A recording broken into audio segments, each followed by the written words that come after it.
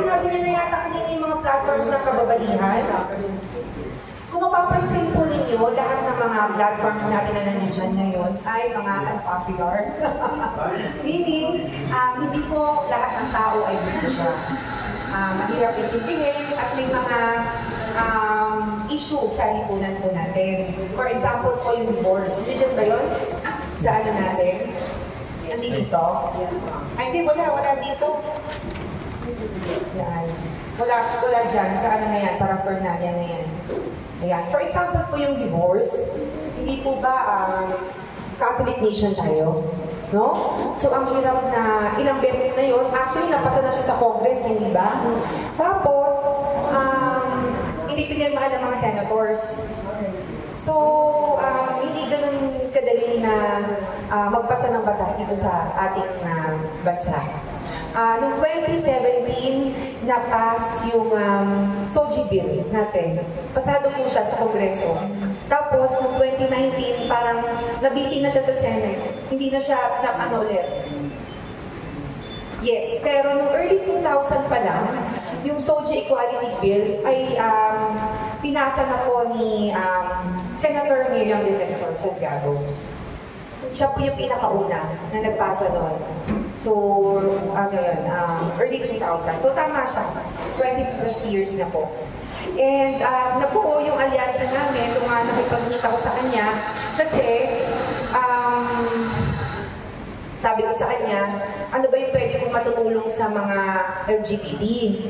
Sabi niya sa akin, sabi ko sa kanya, ano ba yun? Ano bang pwede kong matutulong? Sabi niya, simple lang po ma'am. Ang gusto lang po namin, respetuhin kami. Yun lang yung sinabi niya sa akin. Kasi nga, hindi ko akalain na hindi pa napapasa yung SOGI bill natin. So akala ko talaga napasa na siya. So ano ginawa ko, binalangkas ko, kaya nalaman ko yung history. Tapos ngayon, ang ipopropose po natin para less polarizing siya. Kumbaga para hindi siya masyadong pag-initan. Pagdating sa Senate is gagawin natin siyang general, yung ating batas. Parang Anti-Discrimination Act lang siya. Tapos ipapasok natin sa loob ng batas yung mga LGBT. So, magiging para sa lahat na po yung anti-discrimination natin. So, baby steps lang po tayo. Para at least di naman yung para puro pangako lang. Diba? Parang mangyayari yan, baka mamaya puro plataforma na lang yung nangyayari. Diba? Doon sa Quezon City, hindi ako pumayag nung pinangako ko na magkakaroon tayo ng pamantasan ng lungsod ng Quezon for Quezon City University noong 2016 nung tumatakbo pa lang ako. Yun yung platform ko. Hindi ako pumayag na ma-re-elect noong 2019 nang walang Quezon City University. So, ako po yung author po, principal sponsor ng Quezon City University. Kaya po nagkaroon ng State University or pampublikong kolegyo ang lungsod ng Quezon. Pinatern ko naman po yun sa pamantasan ng lungsod ng Quezon. So, pag meron po kayong mga questions, tanong nyo lang po sa akin. Ang actually, araw-araw na naman sinasagot ko yung divorce. Pero sa tingin ko, hindi naman yun yung tatanong nyo sa akin ngayon, Hindi naman siguro yung divorce. Pero kung tatanungin nyo ako yung divorce, isa lang. Pinag-aralan ko rin kasi siya ng todo. Sobrang malapit kasi ako sa mga babae dito sa Quezon City. Nung nanalo ako kasi dito sa Quezon City. Noong 2016, mag-isa lang ako na babae. Kaya doon talaga ako naging malapit sa mga babae. Tapos, hindi naman po ako tatakbo ng kababaihan party list na first nominee kung hindi ko naman po kaya kilaban yung mga babae. So, maniwala po kayo sa akin kung ilang mga solo parents na po, ilang luha na ng mga solo parents yung nakita ko. Isa po doon sa mga problema po nila, kaya po nasama yung divorce sa atin kasi hindi ko talaga gusto yung divorce before. Kaya ako talaga napag-aralan yan dahil dito sa kababaihan party list talaga. At sa mga experience ko po, bilang ng isang konsihan na babae na nag-start ng 2016. Kasi kapag nag-asawa ka, di ba iisipin mo, hindi mo naman iisipin na maghihiwalay kayo, tama ba? Iisipin mo habang buhay kayong magsasama. Tapos, bigla yung asawa mo, babae o lalaki man yan, pero 90% of the time, lalaki to, no? Halimbawa, magsa-Saudi or magdudubay. Tapos, 1 month pa lang, hindi na, wala nang padala sa'yo. O hindi ka nakilala, 1 month pa lang. So, ilang luha na po yung nakita ko mga ganyan. Kaya po naisip natin yung divorce. Bakit? Kasi kung 1 year na, baon ka na sa utang, sa 5-6, tapos noon, dahil syempre may mga anak di ba? Tapos yung asawa mo, pagkadating sa abroad, di na nagpadala sa'yo kasi hindi ka nakilala, di ba? So pag nag-file ka ng divorce, at least 50% to 80% ng kinikita ng asawa mo mapupunta sa'yo. May pangbuhay ka sa mga anak. So ibibigay lang natin yung divorce sa mga may kailangan nito. Pinag-aralan ko kasi bawat bansa, iba-iba ng grounds yung divorce nila. Nagkataon yung atin, yung napasa sa Congress, yung hindi pinagmahan ng mga senador ay merong irreconcilable differences. So yun po yung tatanggalin ko. Kasi bilang isang mambabatas, baka yun po ay maabuso lamang. Malawak yun yung hindi pagkakaunawaan. Baka mamaya hindi lang magkasundo sa isang bagay na maliit na bagay. 1 week or 2 weeks pa lang kasal, maghiwalay na. So, para po hindi po maabuso yung ating batas, pinili ko lang po yung grounds for divorce. Pinag-aralan ko yung sa China, pinag-aralan ko yung sa Estados Unidos, pinag-aralan ko yung sa Europa, yung mga grounds for divorce nila. At pare-pareho lahat yun ay by irreconcilable differences. Sa China nga lang, sa China may 30 days na cooling off period. Sa Saudi Arabia, pagdating doon, at sa mga ibang Arabian countries, lalaki lang po ang pwedeng mag-file ng divorce. Ang babae hindi. So, iba-iba po ang awat bansa. So, tayo naman, ang gagawin naman natin sa atin para mapagbigyan yung mga solo parents at yung mga nangangailangan nito, yung mga binubugbog, hihintayin mo pa bang mamatay ka bago ka makapag-divorce, di ba? So, yung mga nangangailangan nito, para mabigay po natin, tatanggalin natin yung irreconcilable differences. At sa tingin ko, pag tinanggal natin yun, mapapasa yun sa Senate. Pipirmahan yun ng mga senators. Kasi, pinili lang natin yung grounds natin So, ganun po. Pinili ko lang po talaga yung grounds. So, number 1, yung domestic violence. Number 2, yung abandonment, yung diniscuss ko kanina. Tapos, number 3, number 4, drug abuse. So, yun. Infidelity. Pero hindi ito yung simple infidelity, di ba? Tayo naman, lalo na yung mga babae na nandito. Pagka pero tayo nahuhuli natin yung asawa natin, okay lang sa atin pagka humingi ng tawad sa atin, di ba? Kasi karamihan sa mga babae, ayaw nilang lumaki yung mga anak nila na walang tatay. Di ba? Karamihan yan, karamihan. Pero ito yung sitwasyon na to ay kapag pinili na nung asawa natin na doon na siya tumira sa kapitbahay at doon na siya magkaroon ng asawa. Yun na yung maging asawa niya. Ay, hindi pala asawa. Yun na yung maging kasama niya at magkaroon na sila ng mga anak. Parang in short, nagkapamilya na sila. So once na gawin niya yun, once na piliin niya yung kabila, doon ka na mag-file ng divorce. Bakit? Kailangan mong buhayin yung mga anak mo Para at least, uulitin ko, para at least yung kinikita niya, may makuha ka sa kinikita niya, may pagbuhay ka sa mga anak mo. Hindi ko naman sinasabi na huwag siyang magtrabaho. Magkatrabaho din yung babae. Di ba kayo natin magtrabaho Malakas tayo. Pero at least meron tayong pangsimula. So doon po nagmula yung divorce. At yun lang po yung grounds natin. Tapos yung paraan ko rin po para ma-approve ang ating SOGI bill, doon na muna tayo magsa-start sa Anti-Discrimination Act po natin. So general siya. Magiging general siya. It applies to everyone. Kasi meron din naman po mga lalaki na binubugbog ng asawa, di ba? Na meron din mga lalaki na hindi naman lahat 100% babae. Yun nga lang, 99% of the time, mga babae. Ramdam ko po, nagawa ko na lahat sa pagiging konsehal ng Quezon City.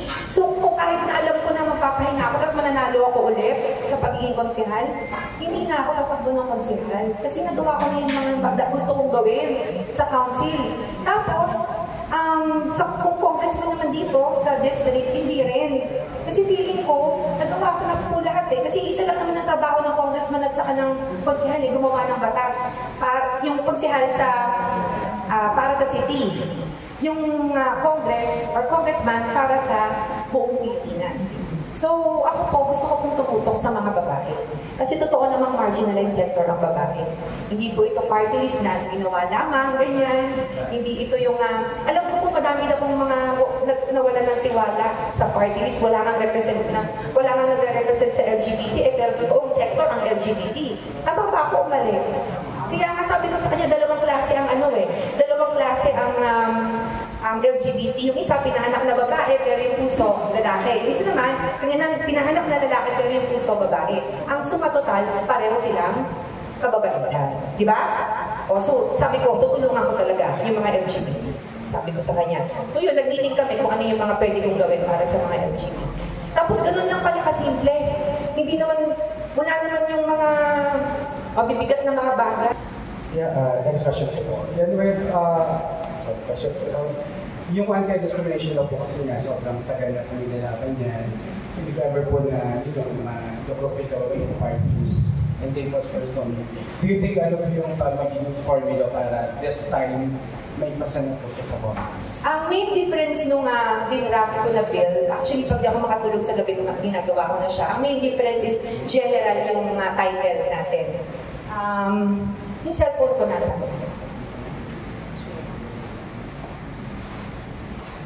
para precise ko, basahin ko sa'yo.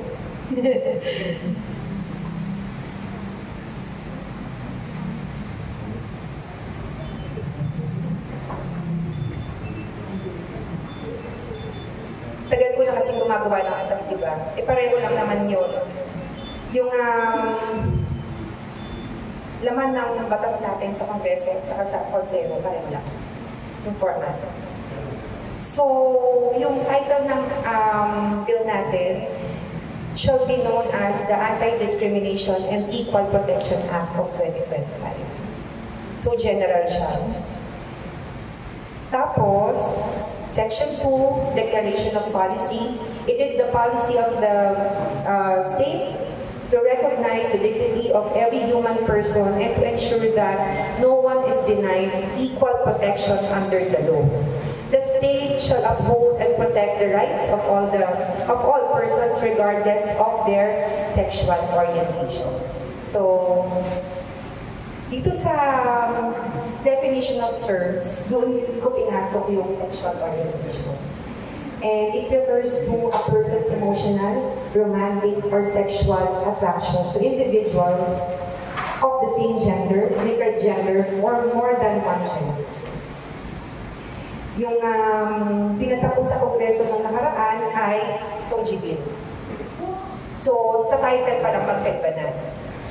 Ito, general siya. Kumbaga, nag-a-apply siya sa babae, sa lalaki, sa LGBT, kahit anong klase ka pang, basta tao ka. Diba? Kasi tao naman tayong lahat eh. Lahat tayo pantay-pantay na pinigigad na tao. So, dapat, nire-respeto rin natin yung mga LGBT. Nasa loob siya ng ating batas. Thank you po. Last na po na, yung sa tahanan po ng Kababaihan Night Care Center, can you elaborate po more? Okay, kasi nakakonsentrate tayo kung ano yung meron kasing mga nauna po na party list na tumututok sa kababaihan, di ba? Pero more on bawsi sila. Violence against women, di ba? Yun yung kanilang plataforma. Ako naman more on economic empowerment sa mga babae. Kaya natin naisip, tahanan ng kababaihan or night care center kasi madaming mga babae na ang trabaho pang gabi. Tapos yung iba naman gusto magtrabaho. Pero ang available lang na trabaho ay call center agent. Pang gabi din, di ba? Saan nila iiwan yung anak nila? Sa kapitbahay. Minsan, doon pa nagkakaproblema. Wala naman akong iniisip na masama sa mga kapitbahay, kaya lang, iiwasan natin yung problema. So, dyan, sa tahanan ng kababaihan, dyan nila iiwan yung mga anak nila habang nagtatrabaho sila sa gabi. Thank you po. Thank you, Dek. With regards to the divorce bill, kasi sa tingin ko, mag-work yung gagawin ninyo with regards to the SOGI bill. And then yung content din sa divorce, maganda rin. Is there a way para, katulad dun sa SOGI bill na work around na para hindi ma-mention yung divorce? Kasi parang sa tingin ko yun yung, parang di ba, parang yun din yung problem. Instead of a divorce bill. Nung pinag-aralan ko siya, yun lang talaga yung sa tingin ko na, kasi divorce talaga ang pangalan niya eh. So, hindi natin pwede ibahin, di ba? So, ang mangyayari dyan, yung irreconcilable differences, tatanggalin natin sa drafts natin. Pinili lang natin yung mga dahilan para pwedeng mag-divorce kasi napakamahal ng annulment dito sa Philippines. And lahat ng minention ko sa inyo kanina na ground sa divorce, hindi yun lahat kasama sa annulment. Hindi kaya maging parang, kasi iba close-minded talaga. Pagka sinabi mong divorce, sa kanila divorce na kahit ano pang gawin mo pasagot mo. So, wala talagang way to change the bill. Different way. Different name, hindi, kasi divorce talaga siya, pero doon tayo sa grounds magkakaroon ng pag-asa because tinanggal natin yung irreconcilable differences. Hindi siya maaabuso. Kumbaga, valid lahat ng dahilan na nilagay natin. Lalo na yung drug abuse. Because pag yung isang minsan, pagka naka-cocaine, shabu, di ba, hindi mo na alam yung ginagawa mo. Hindi mo alam kung patay na yung mga anak mo or buhay pa kinabukasan, safety na ng pamilya yung pinag-uusapan natin. Kasi di ba, pag naka-shabu din, doon din nag-umpisa yung mga rape, lahat ng klase ng mga krimen, pag may naka-shabu yung isang tao, talagang possible. Thank you. Question ko lang po, can you tell us more about the microfinance law for women? At sino po yung mga pwedeng natap nito? Okay, yung microfinance law for women natin, actually dun sa video ko, hindi ko nasama yung LGBTQIA++, hindi ko nga alam kung bakit. Pero lahat po ito ay para sa babae lamang. Kaya nga po ang magiging pangalan po niya ay microfinance law for women. Pero kasama po yung mga LGBT dito sa pwedeng mag-avail nito. Yun yung first, no? Pangalawa, nagdesisyon ako na gawin siyang batas because gusto ko siya panghabang buhay. Pangatlo, para maging isang Pilipino, napakahirap po para magnegosyo. Kailangan meron kang collateral. Kailangan pag nag-loan ka sa bako, kailangan meron kapalit. At saka grabe yung mga requirements. Ano yung mga kapalit? Yun yung mga collateral na tinatawag. Titulo ng lupa, kotse, bahay, para makakuha ka ng pera. So, ang gagawin natin dito, walang collateral, mababang interes, at magiging kabuhayan siya. Kumbaga, pwede siyang dagdag puhunan or puhunan sa negosyo. Para makapag-negosyo, makapag-start ng maliit na negosyo yung mga babae. At nakapag-desisyon din ako na gawin siyang batas because ayoko siyang mapolitika. Kumbaga, diretso yung application sa DSWD at saka online application. Hindi siya dadaan sa kababaihan party list. Ako po yung gagawa ng batas, pero hindi na po sa akin dadaan yung pag-release ng pera sa ganyan, yung mga ayuda or whatever, hindi na po. Mas maganda po na hindi siya mapolitika kasi magiging bago siya.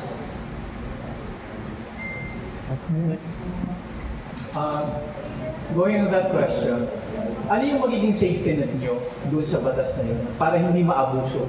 Kasi most of the time, magiging katumbas siya ng ARIX or ACAMS.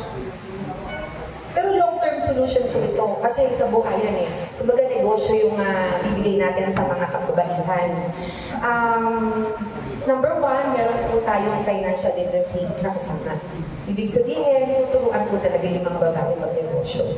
Pero kung ano yung gusto nila. Number two, hindi ko po i-allow ang mga grupo-grupo or organization na makakuha nito. Individual yung pagbibigay. Kasi isang tao lang ang magloko dun sa isang grupo na ito, lugi na agad yung negosyo ninyo. Number three, nasabi ko na yung trainings. At saka, number three, yung DSWD natin. At siguro magkakaroon tayo ng maliliit na mga microfinance infrastructure. Yun po yung mag-check kung ano nang mangyayari. Kasi malawak ang programa po ito. Ano na, kamusta ba yung negosyo mo? Ganyan. Pero bilang isang mambabatas, hindi po 100% magtatagumpay pag nag-negosyo. Ang importante po, sinubukan natin. Kasi tinaturn ko naman yan sa bansang India. Nung nag-aral ako sa Amerika, tinatanong ko yung mga kaklase ko naman, hindi karamihan, hindi mga Amerikano, karamihan global. So tinanong ko sila kung ano ginawa nila sa bansa nila, bakit yumaman, at saka bakit progresibo yung bansa nila, di ba? Ang unang sinabi nila sa akin, kasi binigyan nila ng puhunan yung mga babae. May programs din po ba kayo dun sa marginalized mga kababaihan natin, particularly yung mga babaeng nagbibigay ng aliw? And paano nyo po bibigyan ng atensyon ng itong sector na to? Kasi wala pa akong nakikita na ganyang klaseng programs, even mga congressmen natin. Actually, wala po akong programa sa kanila, pero naisip ko na po na i-decriminalize yung prostitution po natin. Kasi katawan nila yan eh, no?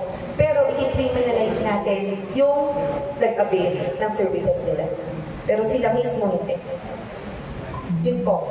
At saka pangalawa, siguro dapat meron tayong programang pangkalusugan sa kanila. Para yung sa check-up nila, ganyan, dapat libre. Yung mga pap smears.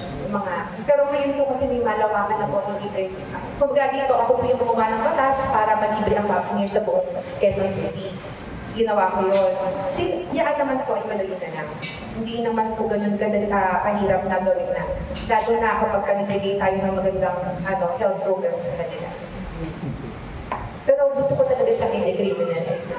Hindi naman dapat sila ikulong. Yung nag-avail ng service, yun yung dapat ang tulong. Yun na i-decriminalize. Huwag kang pupunta dun rin. Ay ma'am, question ko po, since you push for the establishment ng NCT University, ano po yung mga platform nyo in terms of women education and also education overall para sa mga kababaihan? Mga livelihood lang. Mga live, kasama po sa matatag na kabuhayan natin. So, matututo sila, magnegosyo, ganyan, at saka kung paano nila panalaguin yung pera nila. Hindi lang sila tuturuan mag-business, kung hindi, tuturuan din sila. Halimbawa, medyo nakikita na nila, o yung baliwag leksyon mo, baka gusto mong pangalawang branch na, ganyan. Tuturuan po sila para dumami yung branches. Parang ganyan po.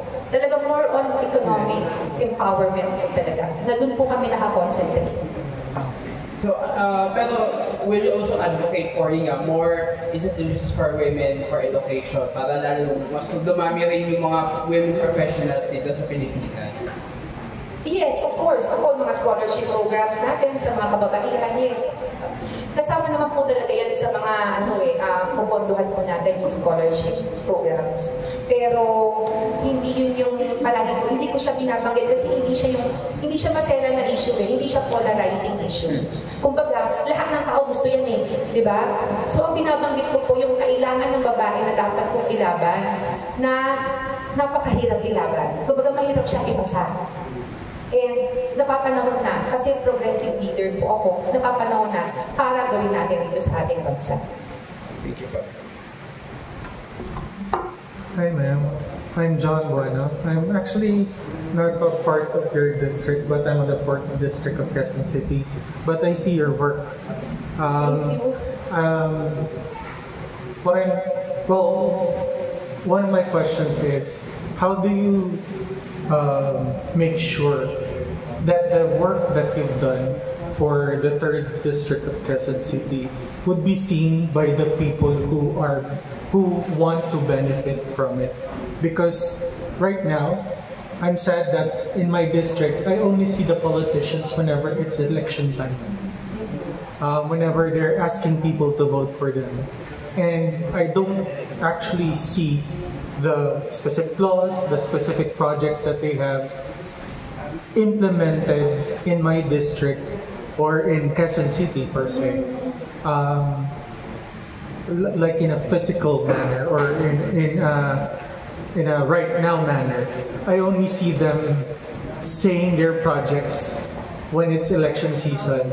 How do you reach out to your own constituents in order for them to know that you're doing something for them? Well, first, ang plano ko talaga, after the elections, lahat ng coordinators ko kasama sa planning. And then, yung reporting, first, syempre, yung social media, and sa tulong nyo rin siguro, kaya sana hindi ba ito yung last, sa tulong ninyo, kasi kayo yung mga influential na mga tao diba? So, kailangan namin kayo. Para mahatid din, malaman din ng mga tao na ito yung mga ginagawa namin. Ito yung nagawa ng kababaihan party list. Ganyan kasi yung ginawa ko sa District 3.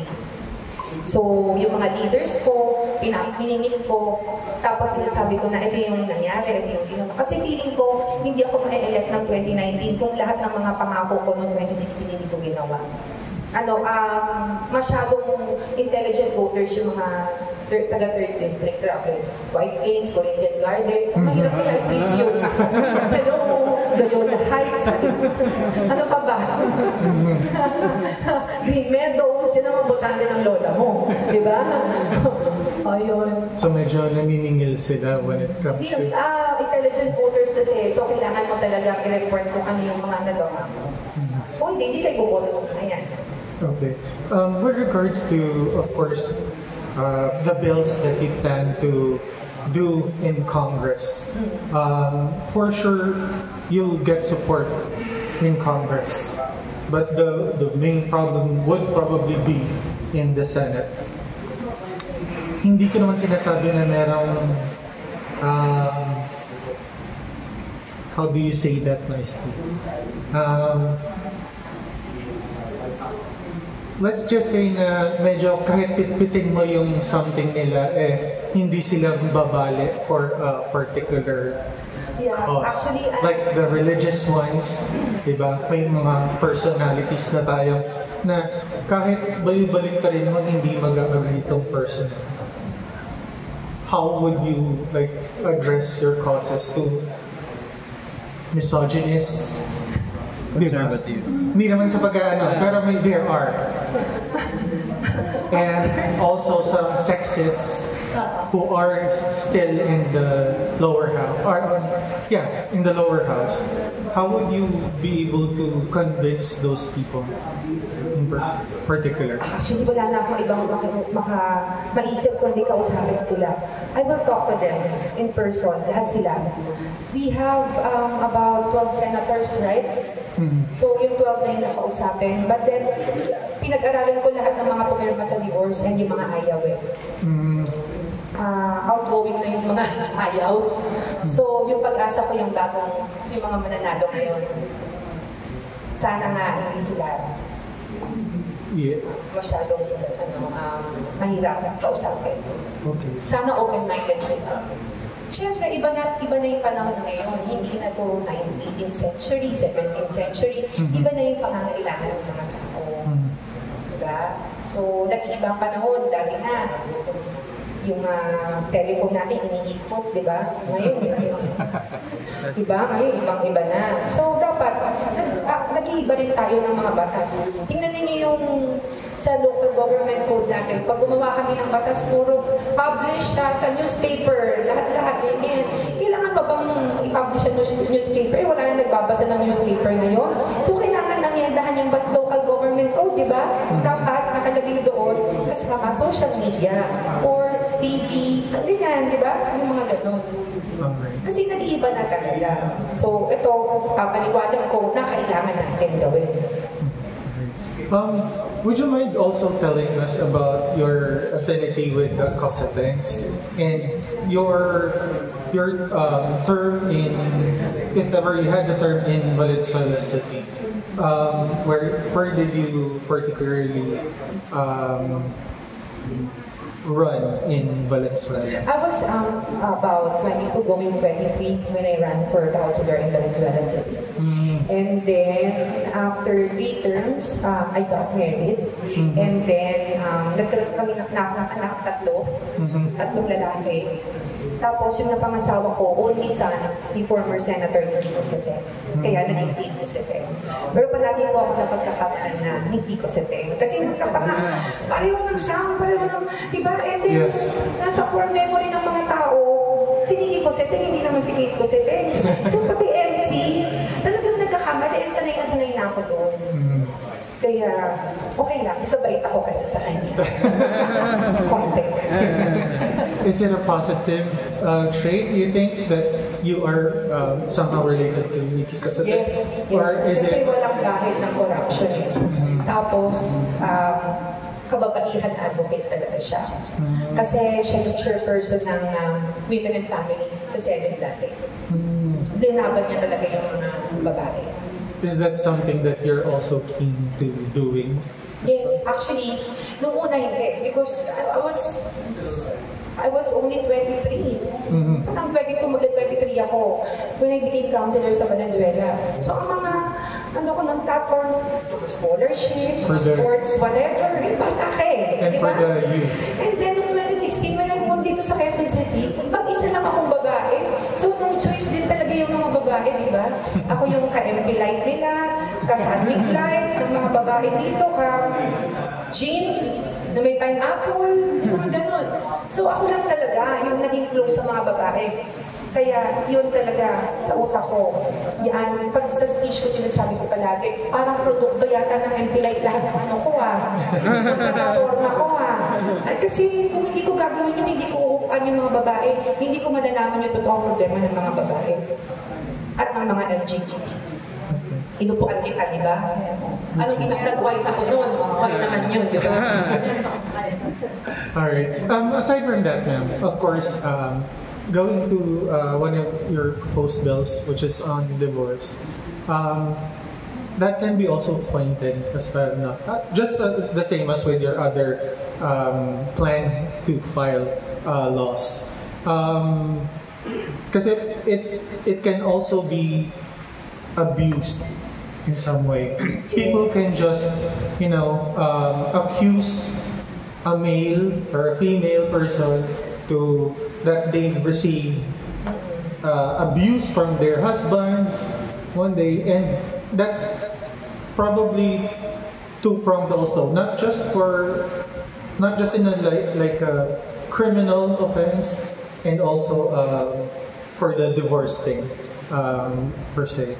Parang pwede siyang prone siya na ma-abuse din. Pero tinanggalan natin yung irreconcilable differences Mahirap na ma-prove yung iba. For example, kailangan mo ng certificate ng doktor. Tatlong doktor yung kailangan mo. Diba? Tapos, kung domestic violence yan, hindi mo na kailangan ng doktor minsan. Kasi kitang-kita na Diba? Kita-kita na. Sa mga probinsya, may itak pa. May itak. So, bakit mo pahihintay na patayin ka? Hindi force mo na. Paano ba? Yung mga, there are cases na, yung parang fake lang yung someone beat them up. That can, kumbaga, pwede rin siyang maging, Oo. Meron talagang, baka mamaya mauturin yung yung tumitingin, baka akala niya totoo rin, Ganyan. So, meron din naman tayong DSWD na tutulong sa atin. So parang to prove that it's habitual, or ganun po ba parang Actually, syempre kailangan mo dyan ng mga ibang witnesses kapag may doubt na yung DSWD. May doubt yung ganito, di ba? Baka may kailangan pang mga additional na mga requirements. Pero, nilesen natin yung chances na maabuso siya because tinanggal natin yung irreconcilable differences. Napakalawak kasi nun Kahit anong dahilan pwede. Diba? Ito talaga, pinili lang natin yung mga, specific lang yung grounds natin. Alright. Nilesen na natin. And talagang affordable. Hindi siya siguro lalagpas ng 5,000 pesos. Tapos meron din tayong public attorney's office, diba? Pwede rin yun. So it can be totally free if that's the case. Pwede siyang 100%. Thank you. To thousands naman.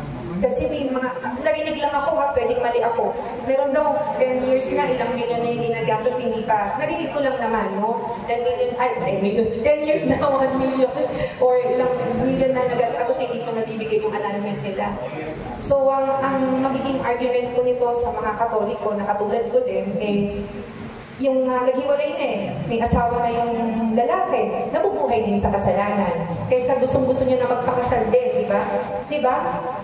So, parehong kasalanan yun, at least umiwas na tayo sa isa pang kasalanan. Mabubuhay sa kasalanan din yung lalaki Diba? Yun. At least free na sila ngayon. Tapos, may second chance at love. Ba? Paano kung may nandigaw sa ilang luwang mata? Tapos yung luwang mata, kaya ka namang buhayin, di ba? Why not? Di ba, Note? Kasi yung dati mo, binububog ka lang Di ba? Pag nakikita ng mga anak mo, merong psychological effect sa mga bata. Ay, Additional ma-approve ba yung divorce na bill? How do you plan to make it accessible? And yun nga, naman ko na magiging mura siya accessible. Kasi ngayon, ang mahal-mahal ng annulment. So, Ang plano ko po, ang proposal ko po is less than, is 5,000 pesos. 5,000 pesos talaga, lahat-lahat na.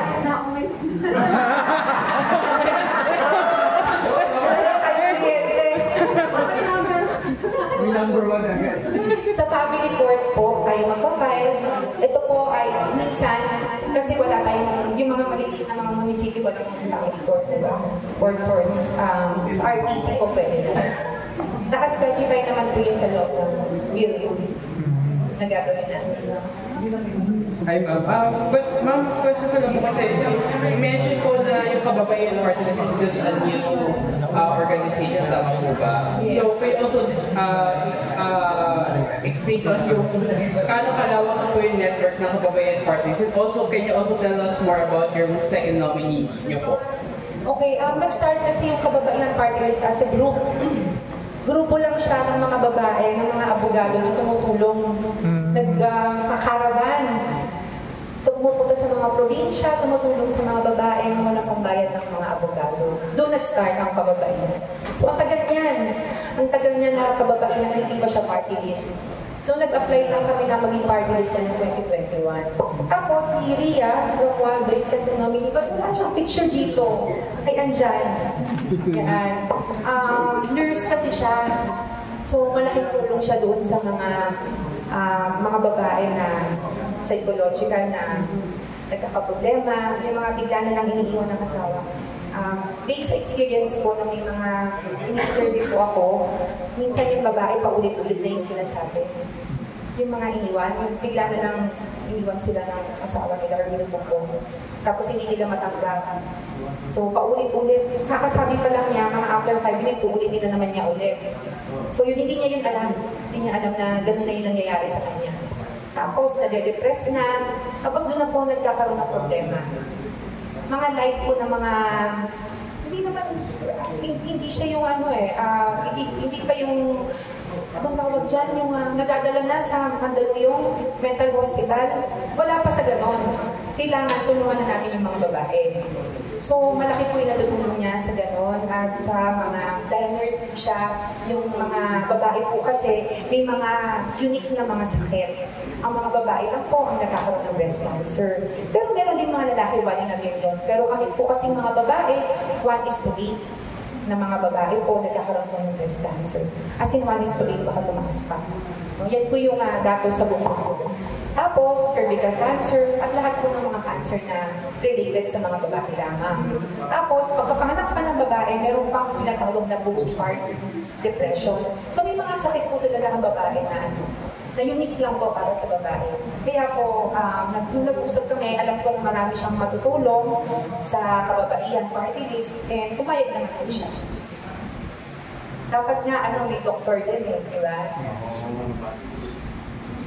Kaya lang nung time na yun, active po siyang tumutulong sa mga babae po kasi yung pagkakaravan, talagang ulitin ko po, yung caravan po natin, grupo po siya ng mga abogado na pagdating dun sa probinsya, talagang kunukuha talaga yung mga babae na may kailangan ng abogado. Tapos libre po yun, lahat. Hello po. Just in case po na hindi makasuklit ng seat ng kababaihan, ano ang plan ng Kababaihan Party List para i-push yung divorce rate at saka yung anti-discriminatory? Kababaihan movement, no? Yung kababaihan movement, kasi bago siya maging party list, ibang movement siya at saka grupo. Yung kababaihan movement, pwedeng mag-lobby sa mga congressman at saka senators. So, sana mapagbigyan pa rin. Pero iba pa din talaga kapag visit ka kasi talagang magagawa mo talaga lahat. Ikaw yung principal author. Based sa experience ko, iba talaga kapag tinutukan yung mga kababaihan. So aside sa lobbying, ano pa yung pwedeng gawin ng lobbying? Pwede kang isnapin Pagka nag-lobby ka Di ba? O, pwedeng, sige, umuko sa'yo, bukas hindi na, nakalimutan na lahat ng pinag-usapan. O, yun ang mahirap doon, pag-lobby sa talaga. Okay. Pero yun lang po ang pwede natin itlano doon talaga, maglalobby talaga tayo as a big organization. Kasi movement po siya yung kababaihan. Ma'am, question po. I was browsing kasi sa list ng mga party list groups na tatakbo. Parang I saw parang around 4 or 5 groups na with similar, sa kababaihan din yung tutok nila. How would you differentiate yung kababaihan party list with them? And are you willing to collaborate with them if ever na you will be on the seat? And are you in collaboration with them right now, katulad ng sa NL? Yung unang niyo pong tanong, ang difference po kami, economic empowerment po ng mga babae. Kasi kung titingnan mo lahat ng mga problema ng babae, nag-uumpisa talaga financial. Bakit tayo nagkakaroon ng mga, kanina, yung binabanggit ni Sir, na problema po natin sa prostitution, ito financial yun. So, doon po talaga ako tumutok sa economic empowerment ng mga babae or pagsasagawa ng ekonomiya para sa kababaihan. Pinag-aralan ko kasi yung platforms nila, more on violence against women. Stronger laws yung kanila. Pag binasa mo, babasa naman sa mga Facebook nila, stronger laws sila sa mga pananakit. Ako more on sa mga unpopular platforms yung akin, yung mga ayaw ng mga tao. Pero kailangan na kasi. Katulad ng binanggit nyo po sa inyo kanina, hindi ako tatakbo na representative ng kababaihan parties kung hindi ko kayang ilaban yung mga kababaihan. Huwag na lang. Diba? Yun yung mga kailangan nila eh. Ilang years po yan ng experience po. Thank you.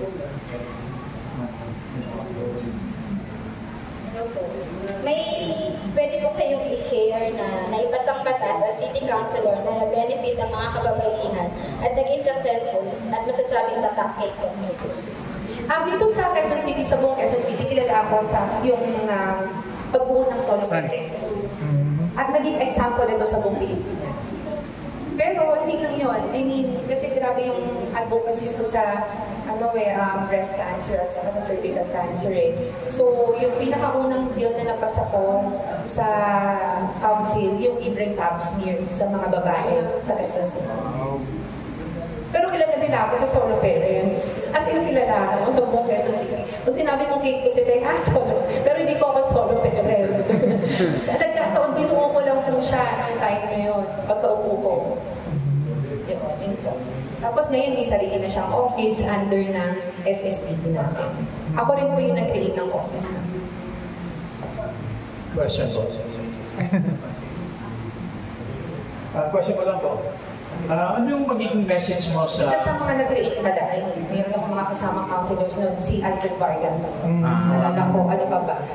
Basta maraming tumulong. Kasi yan, mga talagang grabe din talaga tumulong sa akin ng mga konsyas. Ito, mabait yung mga kasama kong konsyas. Sana ganoon din sa Congress. Ay, sana. Babalahin ko sila. Question ko, ano yung magiging message mo sa youth part, particularly sa mga kababaihan?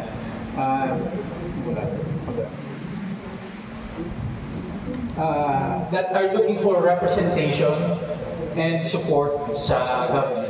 Particularly yung LGBTQIA. Ano message mo for them? Gusto ko lang sabihin sa kanila na nararamdaman ko sila. At saka nanigit yung kababaihan parties para sa kanila. Kasi marami po akong mga kaibigan sa LGBTQ. As in, sobrang dami. And sa campaign ko pa lang, at saka sa mga staff ko, 30% na po LGBTQ ay litas. And sila yung number 1 na nagpapawala ng stress ko. Sa kampanya pa lang, pag malungkot na malungkot ako, katulad ngayon wala akong tulog. Wala pa po akong tulog talaga. Kasi sobrang wagi talaga. Minsan yung down na, pag yung staff ko na LGBT, biglang magsasayaw sa gitna ng daan, di ba pa? Mas bilis, nag-house-house, may pag-iimong yan, nagsasayaw doon sa gitna, nag-split pa. So, talagang, alam mo yun, nakakawala talaga ng stress. Kaya, ang gusto ko lang parating sa kanila, na nararamdaman ko sila, at alam ko kung ano kailangan nila. Sunod po, syempre, yung pareho, yung mami ko, my mom, at saka yung mother-in-law ko. Kanina pa lang, ang dami niya nang sinasabi tungkol sa mga babae. Oo, kanina pa lang, kasama ko siya kanina. Sa international, si Hillary Clinton. Gusto ko talaga siya. And napaka-lungkot lang na hindi hindi siya nanalo ng presidente dahil babae siya. Pakiramdam ko po yun ang dahilan. Dahil babae siya. Pero that time kasi siya yung pinakamagandang plataforma sa US. And nung yung asawa pa niya, yung nakaupo, I believe, si Bill Clinton, si former President Bill Clinton. I believe yun yung time na napakaganda ng economy ng Amerika. Kasi ngayon, medyo may problema sila sa economy. Actually, wala talagang initial na motivation eh. Bata pa lang ako, nag-student council president na ako. So, talagang gusto ko na talaga yung gusto kong puntahan. Meron pa nga incident na nung kinder yata ako noon. Binoto ako ng Muse. Tapos, nagalit ako doon sa klase ko. Kasi Muse, sabi ko gusto ko ng presidente, sinapak ko siya. So, sinapak ko siya, lalaki. Sabi nga, sige na nga, ikaw na nga mag-president. Sabi nga gano'n, ayoko i-mention yung name niya kasi kilala siya ngayon eh. Mag-search na. Bakit lang hindi ako ipaboto din sa city niya. Kilala siya ngayon na tao. Kasi napak ko siya, sabi kong gano'n. Ano ulit? Hindi na nga mag-presidente ka na. Yan. So, nag-start ako sa ganyan. Searching na. Anong grade mo? Anong grade? Ha? Searching na kami. Wala, hindi talaga yan maano. Kasi yung first time ko lang yung pinuwento eh. Tapos, pangalawa naman, ano ang kind ng leader na babae na kailangan naman? Yung leader na babae na may political will. Yun lang. Yung hindi iisipin kung ilan yung botong makukuha. Dapat, ang focus mo ay plataforma mo at kung ano yung magagawa mo sa mga sector na nilalaban mo. Kasi kung sa totoo lang, kung boto ang pag-uusapan natin, ang sasabihin ko lang sa inyo, pap smear, solo parents, di ba? Hindi ko na sasabihin sa inyo yung divorce. Di ba? Hindi ko na sasabihin sa inyo yung LGBT, ganyan. Kasi ang daming may ayaw niya, may mga pare, mga katoliko, di ba? Pero hindi yan yung kailangan ng bansa natin. Hi ma'am, Paul. Ma'am, meron po na pa na campaign going on, and especially we're now in the last few weeks na lang po. Ano po meron pa po yung mga pupuntahan na lugar or paano po yung assignment po in terms of campaign? Well, yung last na pupuntahan ko, Baguio, at sa Mindanao. Because yung second nominee ko. And nag-release yung ABS-CBN ng survey the other day, or 2 days ago. Umiyak ako. Kasi pag number 25 yung kababaihan, so umiyak ako yun. Kasi 2 beses ko na lang nakikita yung mga anak ko. Tapos palagi ako nasa bridge.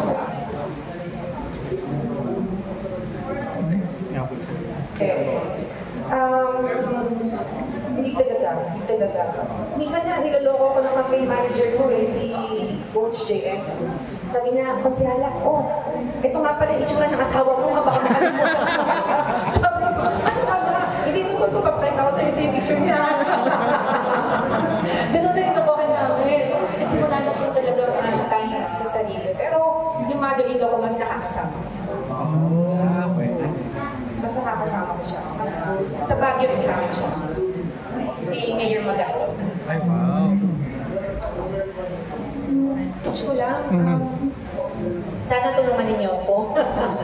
Nakikiusap ako na tulungan ninyo yung kababaihan parties para sa mga babae. Because panahon na para matulungan yung mga babae sa ibang paraan. Sa totoong kailangan ng mga babae. At yung kababaihan naman ay totoong marginalized sector siya. And very general. Ibig sabihin, lahat ng klase or sektor ng kababaihan, pati mga kababaihan ng mga magsasaka, ay tutulungan natin. Lalo na doon sa microfinance law program natin.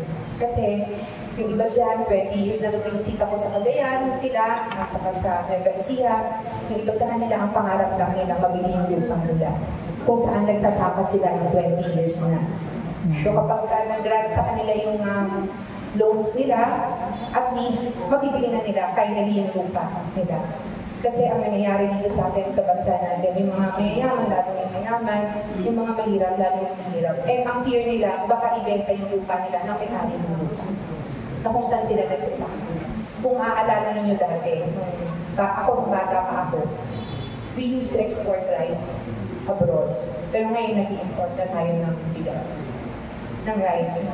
And hindi pa rin ako makapaniwala na dadating pala tayo sa ganung point na tayo ngayon nag-import ng rice. Kasi dati proud na proud ako dahil nag-export tayo ng rice. Pero ngayon, nawala na ng bigla, napabayaan yung sektor na yun. And karamihan sa mga magsasaka natin, mga babae. Hindi po mga lalaki. Mas madami po yung mga babae. Kaya nung binisita ko sila, sabi ko sa kanila, maghintay lang sila at baka matulungan po sila ng kababaihan party list kapag nanalo.